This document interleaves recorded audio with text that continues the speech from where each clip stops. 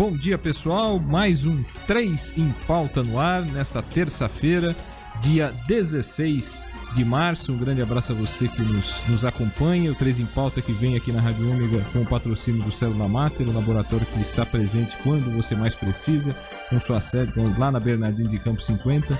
Agende seu exame, sempre que você precisar, como diz o slogan, ele estará ao seu lado.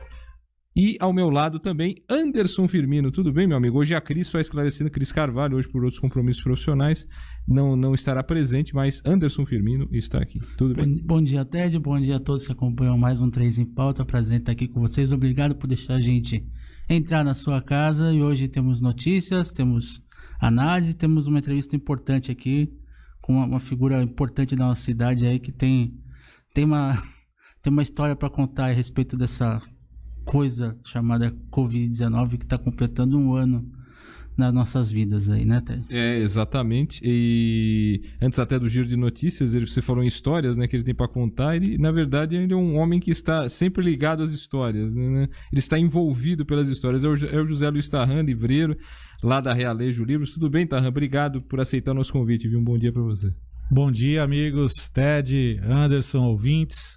Eu tô sempre envolto em histórias, algumas divulgando, né, como livreiro, e outras, como todos nós, protagonizando, né? Então, mas é interessante a gente colher essas experiências e enfrentar, entender o que está acontecendo com o mundo perto da gente. Exatamente. E até vamos ao giro de notícias, Vamos então? Vamos começar. Então, começando, um assunto que ficou muito em voga na tarde de ontem, né? Foi um vídeo que foi divulgado do ex-técnico, agora coordenador de futebol de São Paulo, Muricy Ramalho, que estava andando pela praia lá em Bertioga, lá na Riviera de São Lourenço, né? E ele foi advertido ali por um dos guardas. Então, o vídeo é de domingo, veio à tona ontem. E ele reclamando com o guarda e tal, da abordagem e tal, e dizendo, depois ele até deu entrevistas, né, explicando, falou com o Bem Amigos, falou, se eu não me engano, no Arena SBT, emitiu uma nota também, dizendo que o Bertioga antecipou o decreto e não avisou a população. Muricy, você vai me desculpar. Não é porque você não viu, é porque eles não avisaram. Conversinha, né, mano?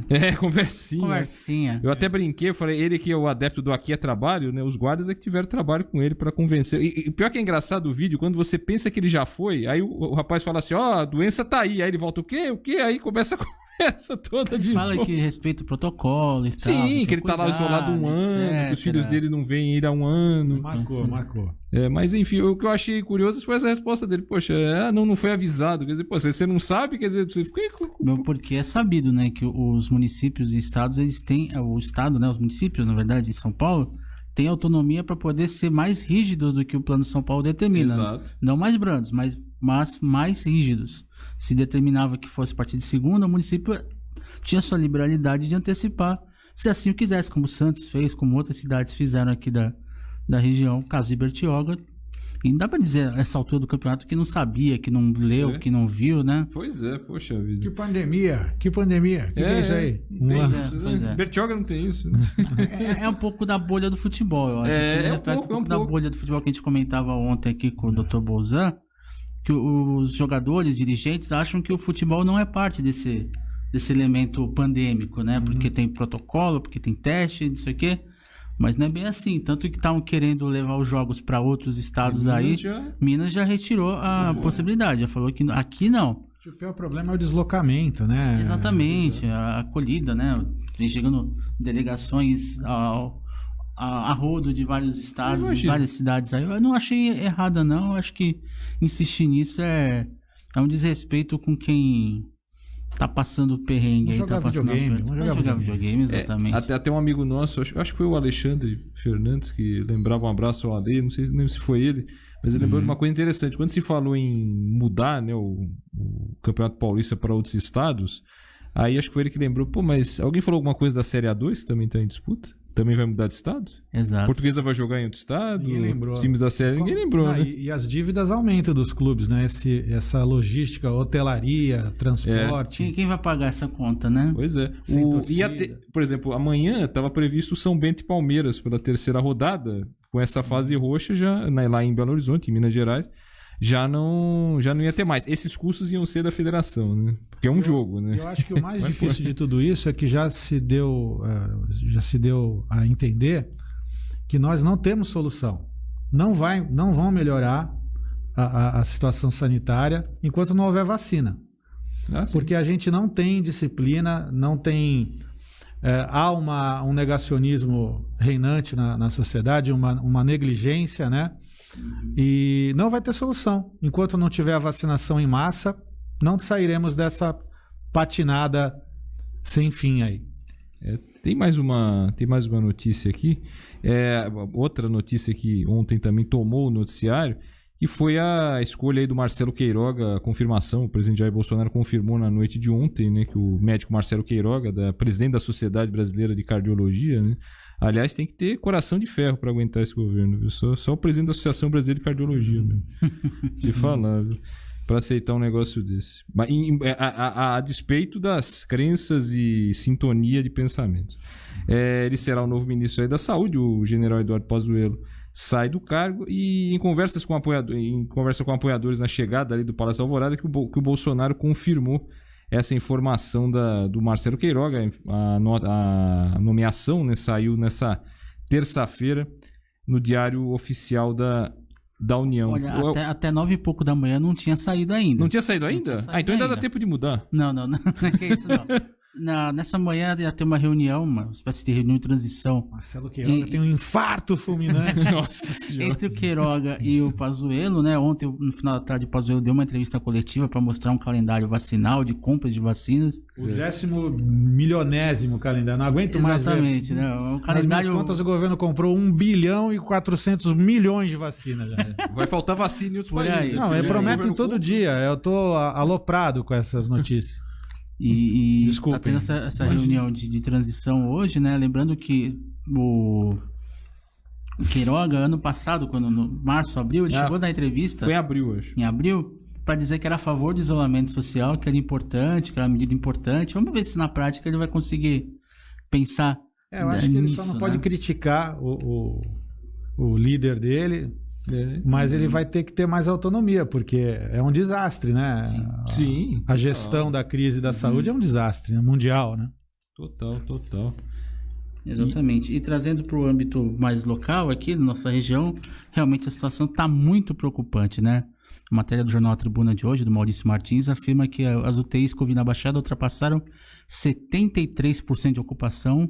E um colapso pode vir em 2 semanas. Se continuar esse ritmo de crescimento dos casos de ocupação de leitos, isso quer dizer que não vai haver mais vagas para internar pacientes graves, seja na rede pública ou na rede privada.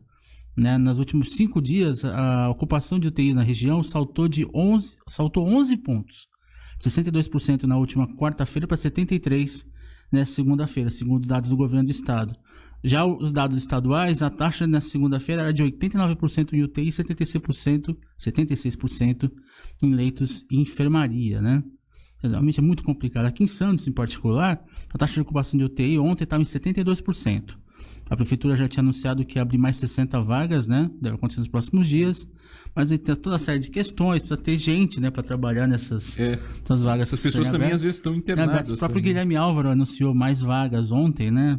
Acho que mais 10 ou 16, uma coisa assim. Número de vagas de leitos de UTI. Né? O Guilherme Álvaro é um hospital do estado, né? Ligado ao governo do estado.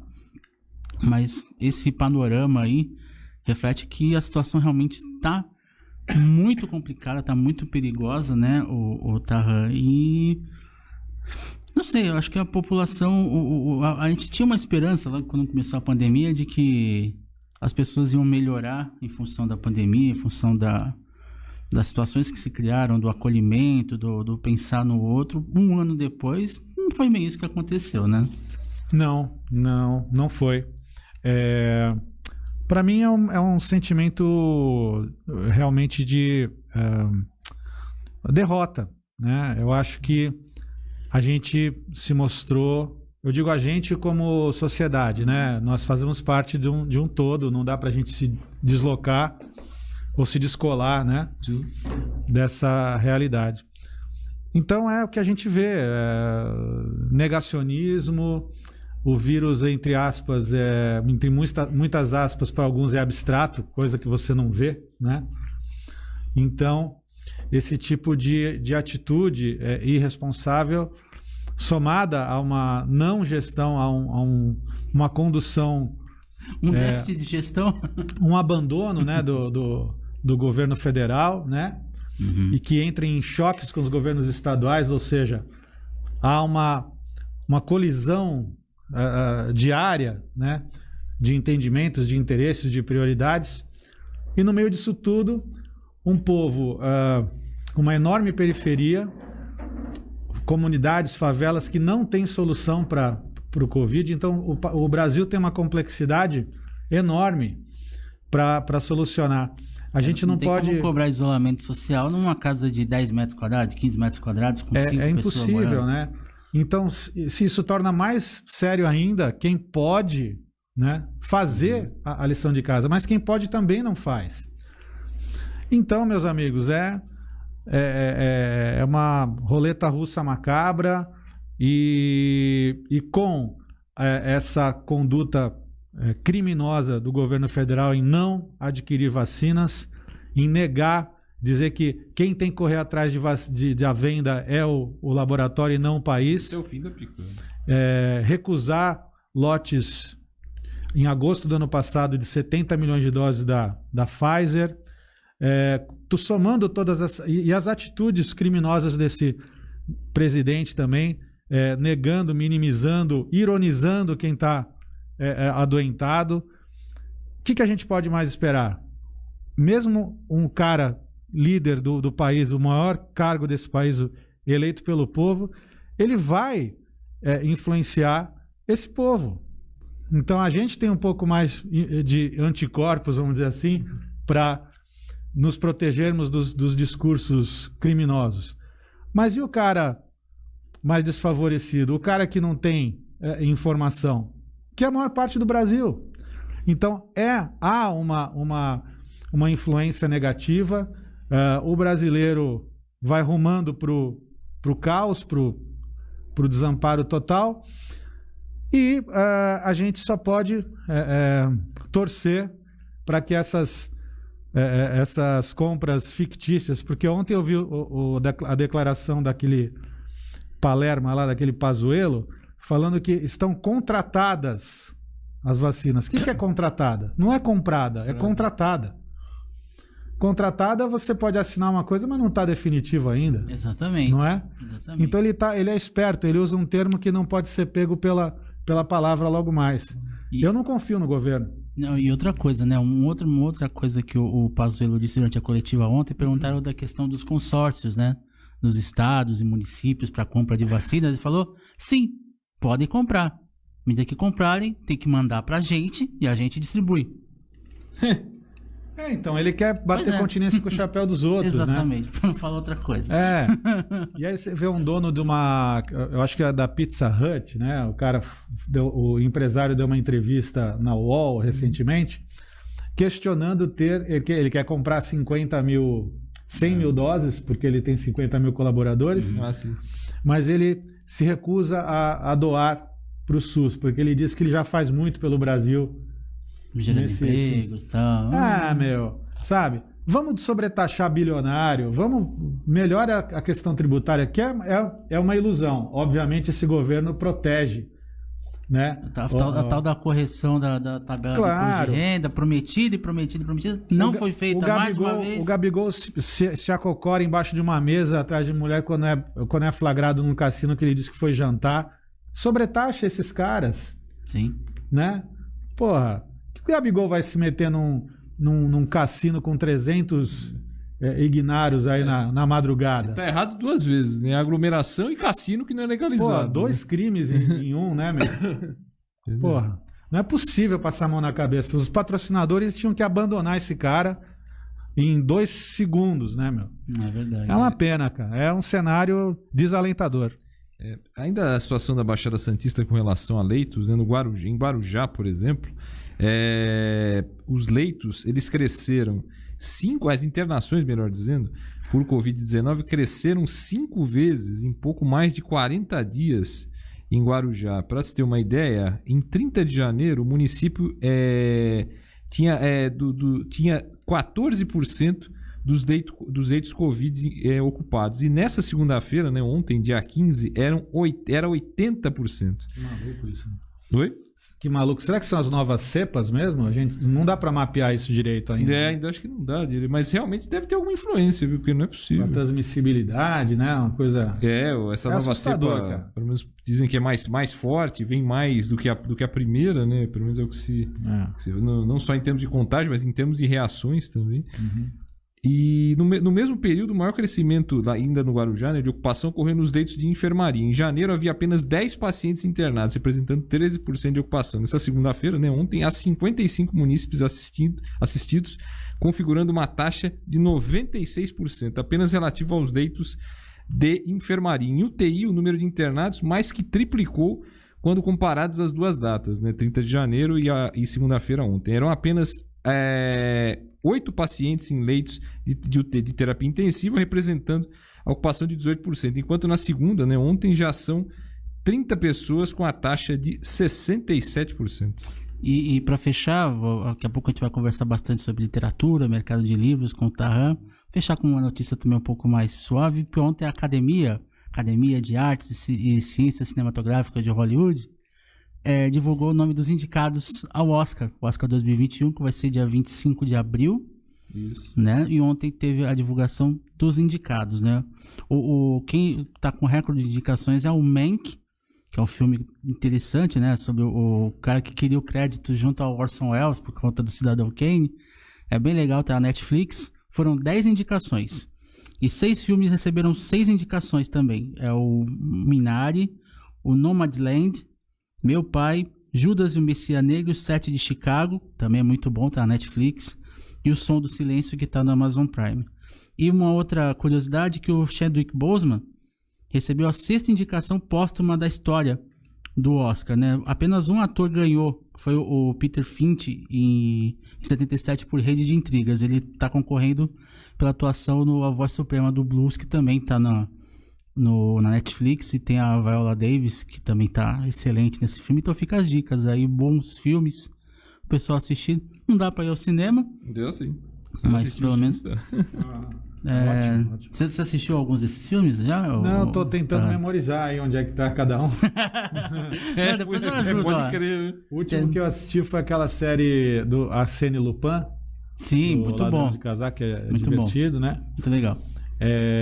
E as séries que eu gosto, já tô aguardando novas temporadas. Então, eu tô mais lendo do que assistindo audiovisual.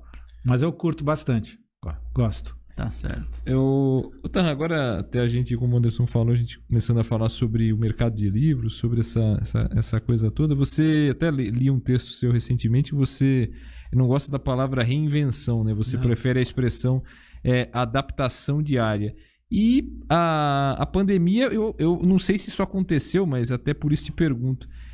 A pandemia gera você ficar em casa, o isolamento. E o isolamento, para o escritor, às vezes é muito bom, porque ele permite que você tenha aquele tempo para você escrever, ele já tem uma rotina normal nesse ponto. Chegaram, com esse início, com essa pandemia até agora, 1 ano já, inclusive, desse momento, até para ti, também queria que você falasse depois disso, chegaram muitos manuscritos aí de novos e antigos autores para você, não necessariamente falando de pandemia, mas aproveitando esse momento que eles estão em casa e a criatividade, de repente, aflora um pouco mais? Exatamente 1 ano hoje, o dia 16 de março foi o dia da instalação aí da notícia da pandemia, e o dia que eu dispensei remuneradamente, plenamente remunerados, os meus 3 funcionários para ficarem em casa se protegendo, e eu assumi de portas fechadas a operação da livraria, começando a sugerir leituras e embalar os livros e entregar pessoalmente, eu fazendo tudo durante 3 meses na casa dos amigos. Sou testemunha disso. É verdade, eu fui te entregar, Anderson. E olha só, tem 2 grandes grupos aí, Ted, que eu acho que se dividem, né? dentro do que você perguntou sobre produção. Sim, muita gente lê muito e leu mais e agradeceu por chegarem livros que faziam de alguma forma um alento aí para uma rotina muito de insegurança, né? Até sobre outras temáticas. Então. Sim, desde aí outros 2 blocos, né, de leitores, os que querem ler algo que lhe deem um chão sobre a realidade, querem estudar história de pandemias, história da gripe espanhola, ou livros de filosofia, livros sobre... E os leitores que querem ler algo ficcional, que vão levá-los para longe dessa... São 2 blocos. E dentro da produção autoral, se produziu muito, sim. Recebi, sim, propostas que eu tive que, claro, explicar que não é um momento de riscos, né? Lamentavelmente, mas uma coisa é uma coisa, outra coisa é outra coisa. Produzir é muito bom. Só que tem o outro lado também de estudo, tudo tem 2 lados, né? Do pessoal que ficou travado na produção. O pessoal que ficou um pouco tão angustiado... Não conseguiu produzir. Que não deságua em algo produtivo, tanto para ler quanto para escrever. Então, eu sei de clientes que adquiriram livros e falam, puxa, não estou dando conta porque estou sem cabeça para nada, assim, não consigo. Então, são questões emocionais fortes, né? Vocês sabem, eu tenho 3 filhos e para as crianças está muito pesado também. Apesar de a gente ser privilegiado, ter internet em casa, tarará, tarará, não vamos ficar com o papinho furado. Para as crianças que não têm a estrutura emocional que a gente tem, e vamos dizer assim, o que a gente suporta mais, né, fardos aí ao longo do tempo, para as crianças está muito estranho. Essa vida forçada socialmente, quando eles estão construindo as relações sociais, né? Então eu olho para eles e sinto assim por eles também, né? Por esse período tão longo. Não vou falar mais do desgoverno, dane-se, mas esse período tão longo afeta a todos. Mas dentro da literatura não são só más notícias. Parece que houve um crescimento do consumo de obras, de livros, né? Aí não sei desmembrar em e-books ou livros físicos, mas livros físicos estão fortes mesmo.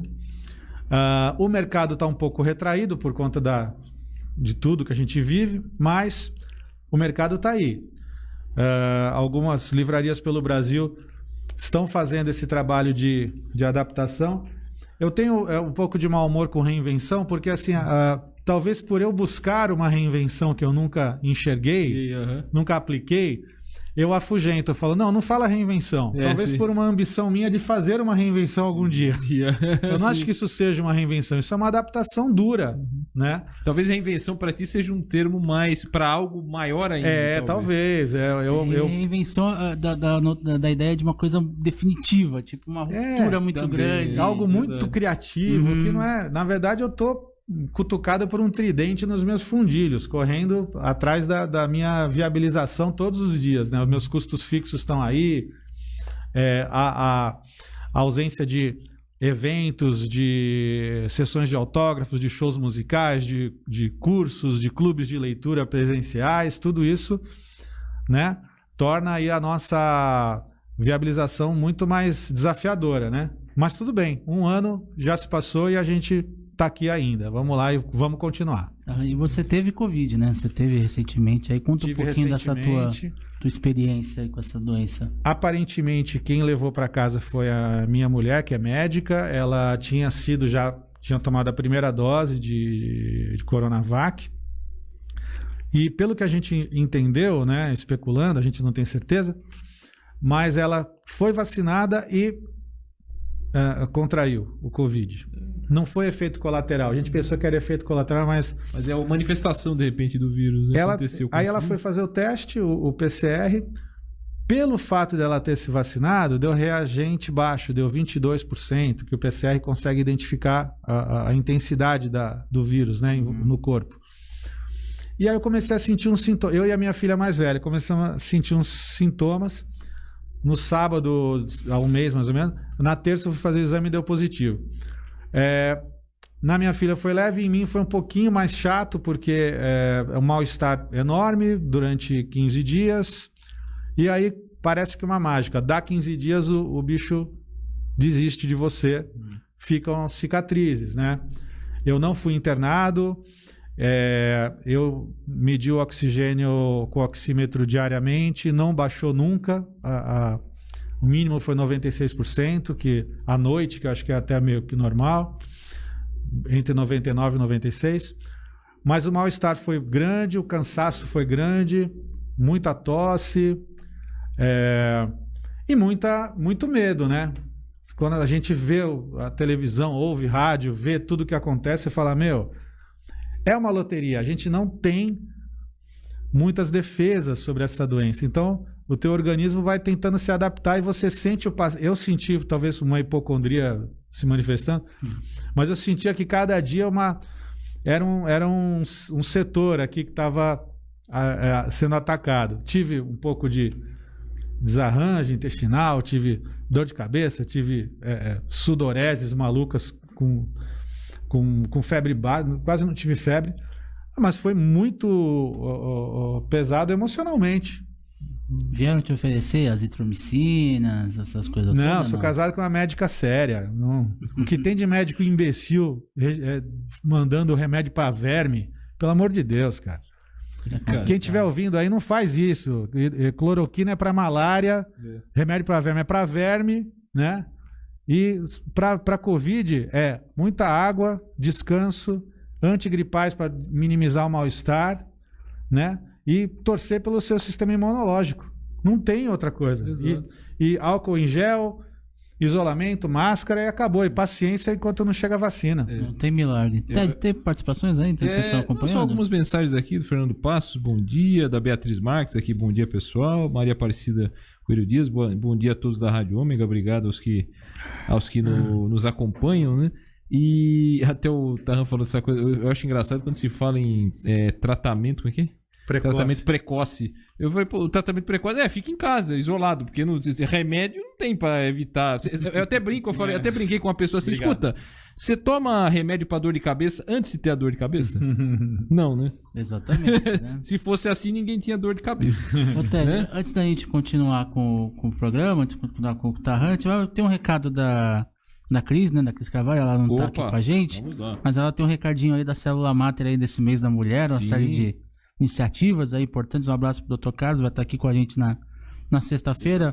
Mas a Cris tem um recado aí do Laboratório Célula Mater aí para todas as mulheres. No mês da mulher, o Célula Mater criou uma campanha pensando em nós mulheres e em quem mais precisa.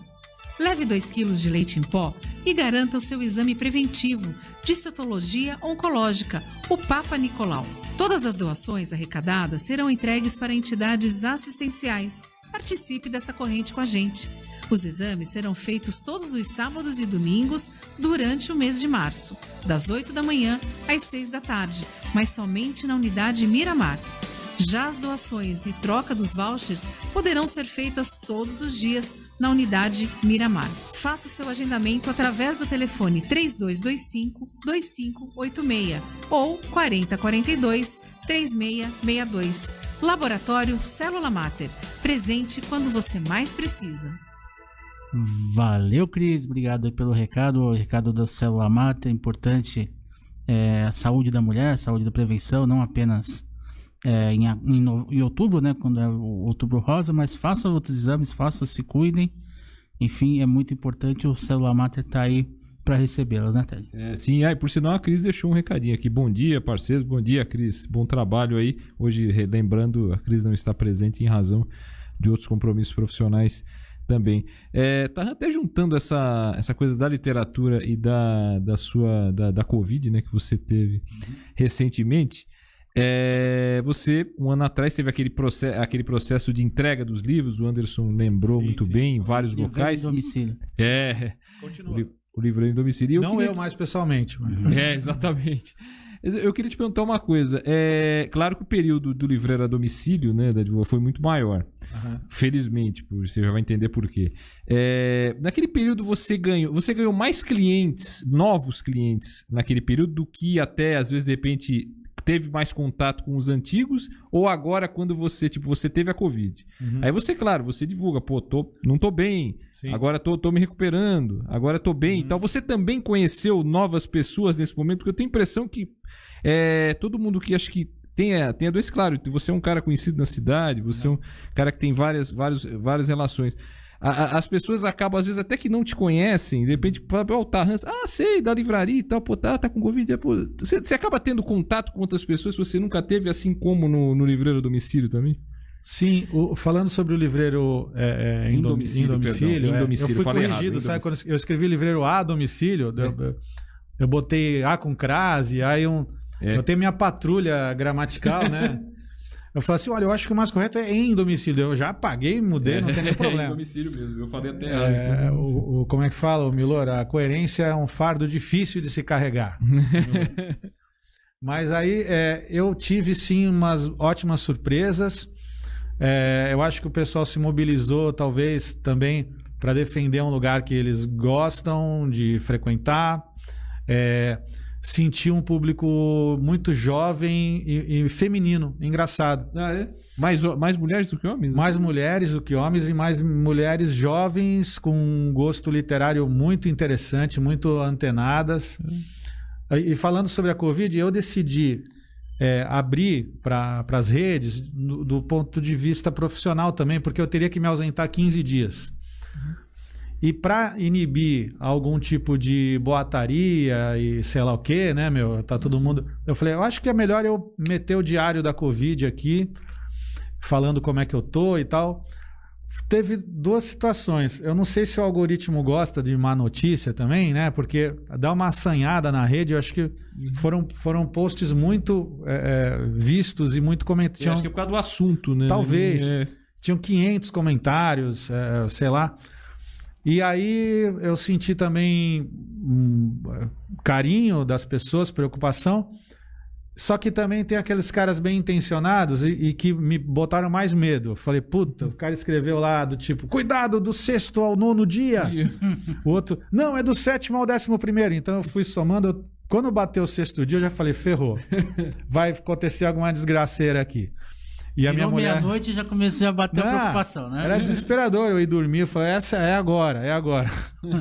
E aí a Ana falava pra mim, deixa de besteira que você tá bem. Não para de pensar em pensamento negativo aí, que parece que você tá resistindo bem e realmente acabou dando tudo certo. Tá, você falava agora há pouco a questão das noites de autógrafos, né? Da ausência e tal, dos encontros, debates. A Tarrafa Literária, que é um evento super tradicional aqui da nossa cultura, que sempre mobiliza muita gente, tanto para acompanhar as mesas, né, os debates, como um grupo legal de autores e escritores, enfim. E ano passado ela teve que ser online, né? E para esse ano, não sei se você já está desenhando aí a Tarrafa desse ano, certamente vai ser nos mesmos moldes, mas queria que você falasse um pouco dessa... versão da Tarrafa online, da necessidade de se fazer online.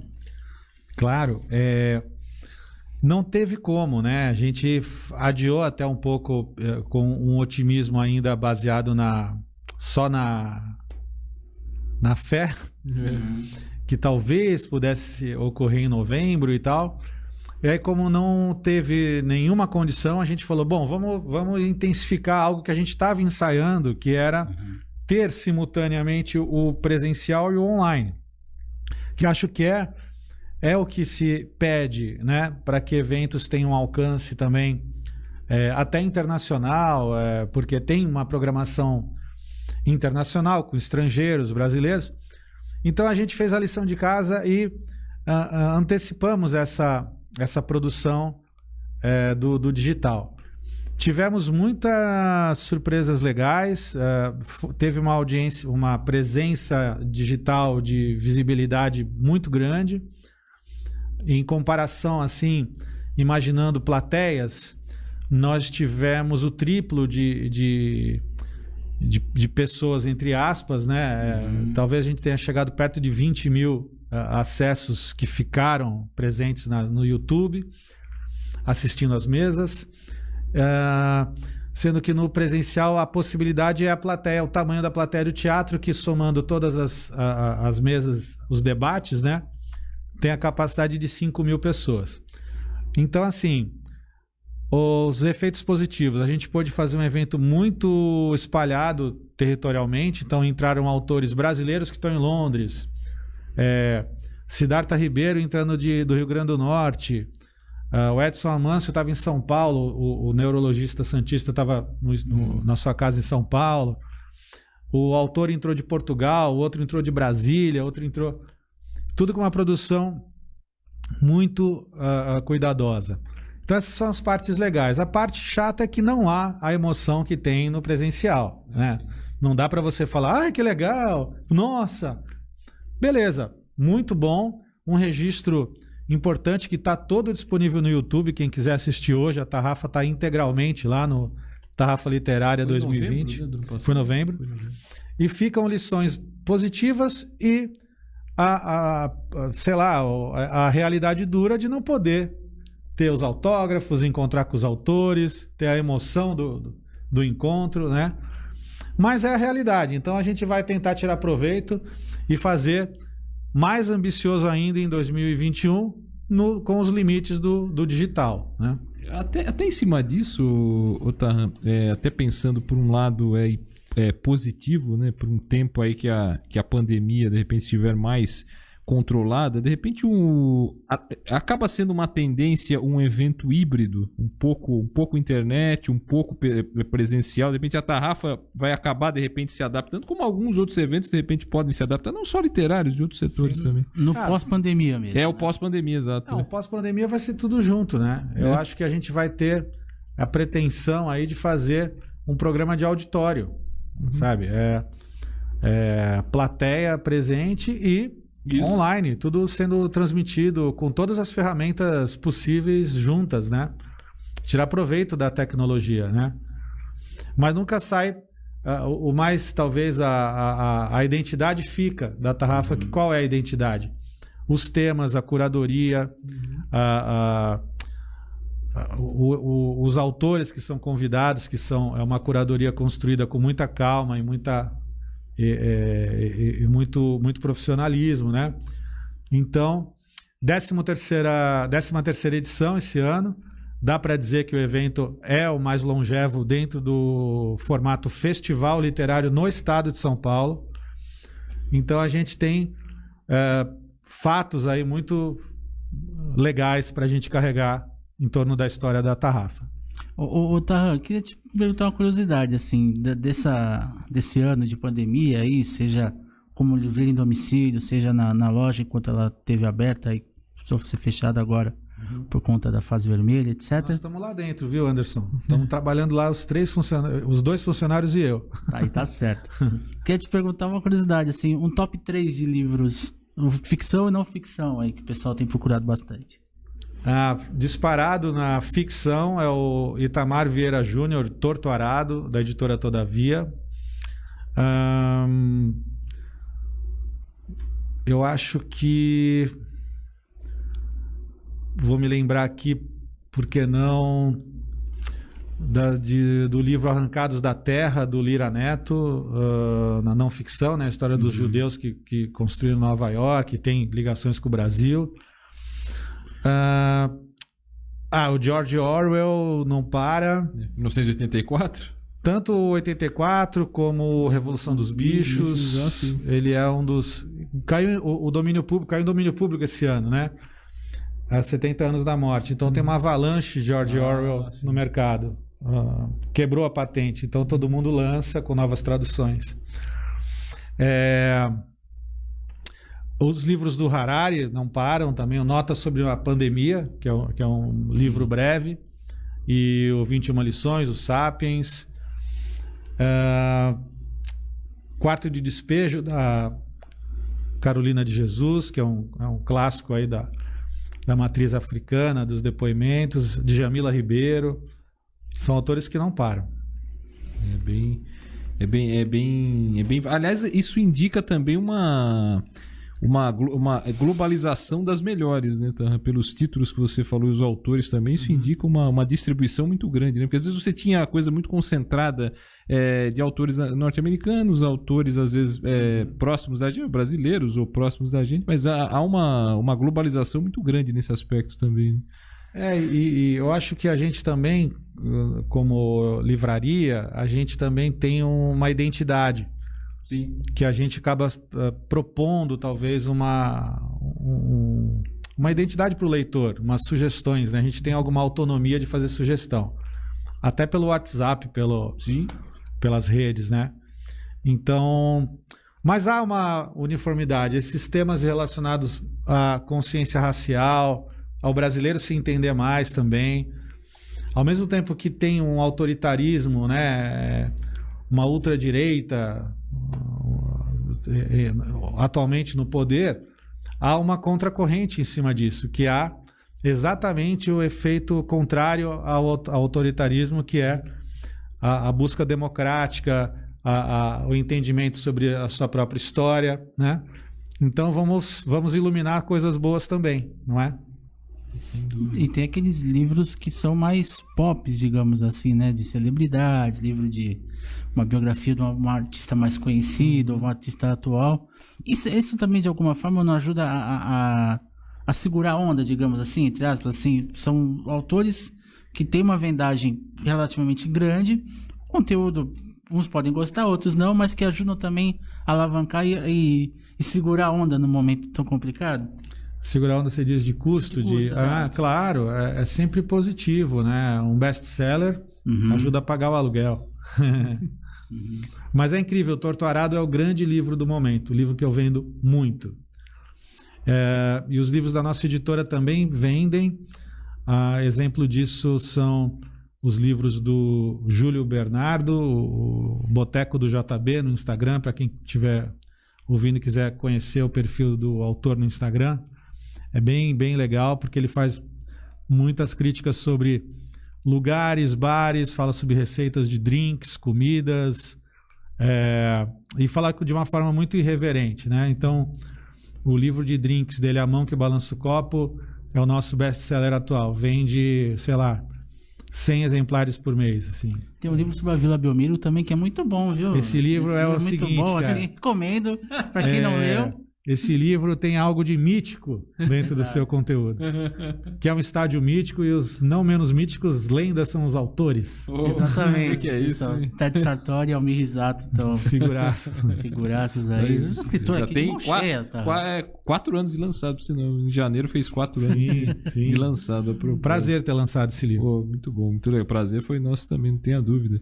E eu queria que você falasse um pouco desse momento aí também de pandemia, o clube, né? O clube da Realejo. Como é que surgiu a ideia que há outras iniciativas em outras editoras e tal? Como é que surgiu a tua especificamente? Obrigado pela pergunta, Ted. O clube era algo que estava também no meu radar, vamos dizer assim, eu estava curioso para tentar movimentar essa frente, porque realmente essa modalidade, esquecendo até a pandemia, mas a pandemia ela acaba se mostrando algo que acaba sendo seguro você adentrar nesse modelo, mas falando desse modelo de consumo, é muito interessante. As pessoas adotaram esse conforto de ter alguém fazendo uma curadoria literária. Arrumando a sua estante, né? Exatamente. Você delega para alguém e fala assim, escolhe o que eu vou ler, né? E eu, modestamente, mas nem tanto, né? Já sobrevivo há muitas décadas, 3 décadas em cima desse ofício, me candidatei a a encarar esse modelo. Qual é o modelo? Clube de assinaturas de livros, que tem alguns já pelo Brasil muito bem sucedidos, todos inspirados no Círculo do Livro, que acontecia nos anos 70, 80, pela Editora Abril, e que tinha, se não me engano, 1 milhão de associados, né? E aí ele entrou em esquecimento. Meu pai era um deles. Seu pai era um deles. Eu li alguns livros. O Mário Quintana traduzia tudo, impressionante. Eu li Truman Capote, A Sangue Frio, tradução Mário Quintana. Eu li o A Sangue Frio, uma edição da Abril, na faculdade. Ainda Deve ser o Mário Quintana. Provavelmente sim. Meu pai era louco por Sidney Sheldon e Harold Robbins. Então eram best-sellers, né? Best-sellers. E aí, uns meninos de Porto Alegre, cujas iniciais dão o nome TAG, deve ser Tarcísio, Arthur e Gustavo, sei lá, criaram a TAG Livros há coisa de 7 anos. Revigorando esse modelo do Círculo do Livro, mas usando elementos digitais, né? A ambientação em redes e tal. E aí, com a pandemia e essa necessidade, vamos dizer assim, de ir até o cliente, eu convidei um amigo, parceiro de Tarrafa, patrocinador, o Jorge Saad, e propus a ele, falei, Jorge, eu queria criar essa frente de negócios. Aí a gente conversou no meio da pandemia. Ele ficou muito contente com a possibilidade e embarcou na história. Nós estamos aí há uns 6, 7 meses já atuando e o negócio nasceu dentro da pandemia, está crescendo e é simples, as pessoas contratam um livreiro. Vem um kit mensal no qual, além do livro surpresa, vem uma ilustração feita à mão por mim, que é um prazer meu de desenhar, que eu tinha deixado um pouquinho de lado e voltei muito feliz. Vem uma playlist especial com uma curadoria especial em torno da atmosfera do livro. Vem um vídeo no qual eu e muitas vezes o autor desse livro surpresa se apresenta para os associados explicando curiosidades desse livro. E uma sobrecapa especial, marcador de página, vem um kit que, aliás, eu vi que também começou o Santos, né, a fazer um kit. O Santos Box. Então, esse modelo que passa por vinhos, cervejas... No caso do nosso trabalho no Clube Realejo, eu acho que a gente se assemelha demais a essas curadorias gastronômicas. Por quê? Porque eu vou pesquisar títulos que eu realmente acredito que tenham relevância para o leitor. E é simples, o cara entra cluberealejo.com.br, vê as modalidades, vê o regulamento, como funciona e tal, e é muito legal de fazer esse... Aí não é uma reinvenção, mas uma criação mesmo em cima de um modelo muito confortável que são os clubes de assinatura. E essas entregas podem ser para outros estados? Como é que Brasil funciona? Brasil todo. Tem um cálculo de frete, né, por região. E muita gente opta por retirar na própria Realejo, quem é de Santos, né? Então, uns 20% dos associados são da região, eles vêm buscar, tomam um café dentro da normalidade. Claro que a pandemia, agora a gente deu uma pausa nessa... relação pessoal assim. Exatamente. Até falando em pausa, não sei se foi o caso, você também... não lembro agora se foi no período da pandemia ou foi um pouco antes. O canal no YouTube, né? Tá rolando. Tá rolando, né? Você tem feito? Tenho feito com uma intensidade média, né? É o Arnaldo Razzi que está me dirigindo lá. E tá lá, chama Clube Realejo, né? O Vida de Livreiro. Eu conto um pouco de histórias vividas na livraria, um pouco de resmungos e... Aquelas histórias que você escrevia, aliás, para quem não acompanha o Tarran no Facebook, eu sempre me divertia demais, ela não só eu, muita gente, ele contando as histórias dos consumidores, entre aspas, porque muitos ali não iam procurar uma livraria, iam procurar qualquer coisa, porque iam procurar artigos que não tinham a ver com a livraria, saíam frases das mais diversas. Sim. Eu faço um pouco isso no programa. Tá divertido, tá começando. Essas coisas, vocês são bons nessa área do YouTube, né? E só que vocês estão com a paixão futebol, que é algo arrasa quarteirão, né? Você vai falar do time do futebol, eu acho seríssimo. Eu respeito demais o assunto futebol, adoro, mas concordo que agora tem que pausar um pouco, né? Não tem muito jeito. Mas eu tô aprendendo a brincar de YouTube, eu acho divertido, sim. Por sinal, o futebol acabou virando também uma marca da editora Realejo, né? Com certeza. Ligados ao futebol. Vamos dizer que são os segmentos que eu primeiro desenhei, assim, para a editora, olhando para as nossas vocações, né? E realmente coisas que eu respeito, que eu me identifico. Então, futebol, história do Porto, a gente começou também com temas nesse sentido. E aí a gente foi ampliando a gama, assim, mas nunca virando as costas para os assuntos que a gente respeita. Até o Anderson lembrou do livro da Vila, tá complementando. Pô, tem o livro da Vila falando de futebol, né? Tem o livro do Paulo Rogério sobre 2002, sobre o Brasileiro 2002. Muito bom. Tem o do Vladir Lemos, do de Crônicas. Sim. Tem o do... que o Vladir Lemos é daqui, né? Pra quem não sabe, hoje na TV, não, já há muito tempo na TV Cultura. Tem o do Michel Lohans, que não é da região, mas é um cara muito ligado ao Santos, sempre trabalhou em várias emissoras na TV Cultura, na TV Globo. Chico Sá também. Na Placar, teve um arsenal de... Chico Sá, verdade. Verdade. Tem o Chico Sá, verdade. A gente até foi, inclusive, no lançamento, em 2018. Que foi o Canalha tocar. Foi, acho que foi isso. O Canalha tocou na calçada e o Chico autografou lá dentro. Que foi eliminado do The Voice mais no final de semana. Mas eu vi lá. Mas assim, o Canalha é simpaticíssimo.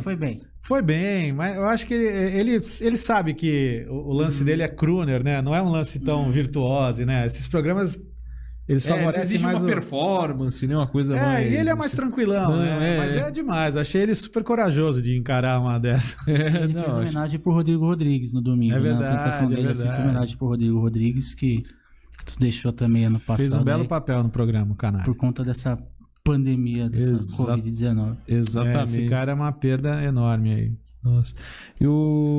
Tarran, queria te perguntar uma outra coisa a respeito de se é que dá para fazer, acho que dá, né? Na medida do possível. Planos da Realejo. Eu sei que tem muitas iniciativas aí correndo, iniciativas em paralelo, você já citou várias aqui durante o programa, mas como é que a Realejo se prepara, se é que é possível, em termos de planos pro futuro, eu não digo nem a longo prazo, porque é impossível prever às vezes a médio e a curto, mas o que a Realejo tem na manga aí, o que tem planejado nos próximos meses? A gente tem muitos originais, muitos. E eu estou dando ênfase, assim, ou priorizando os projetos que eu gosto e que nós fomos contratados. Sim. Por quê? Porque nos protege um pouco. A gente está muito frágil nesse momento, né? De fazer, inclusive, grandes planos.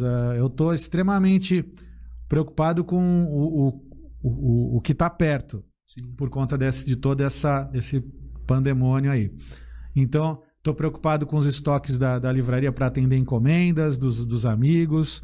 Estou atendendo os projetos editoriais contratados e tenho alguns projetos, sim, aí de investimento nosso, que estão no forno, mas com muito cuidado, sabe?